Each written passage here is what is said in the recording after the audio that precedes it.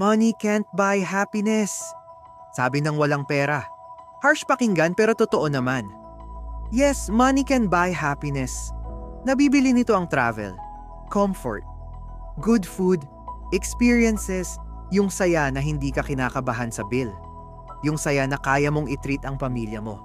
Yung saya na may option ka. That's real happiness. Pero fulfillment? Iba yon. Hindi siya nabibili. Hindi siya naka-cart. Hindi siya naka-price tag. Fulfillment comes from meaning, from growth, from knowing na may dahilan ang ginagawa mo. Pwede kang may pera pero empty. Pwede kang may luxury pero lost. Pwede kang may comfort pero walang direction.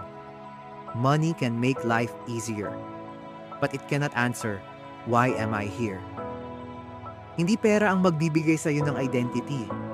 Hindi siya ang magtatayo ng character mo. Hindi siya ang bubuo ng purpose mo. Pero don't get it twisted. Hindi masama ang gustong kumita. Hindi masama ang gustong yumaman. Ang mali lang, kapag akala mo pera na ang final destination. Money is a tool. Happiness is an emotion. Fulfillment is alignment. Alignment ng ginagawa mo sa values mo, the purpose mo, the calling mo. You can have money. You can enjoy happiness. But if you want fulfillment, you have to build a life that makes sense to your soul. And that's deeper than income.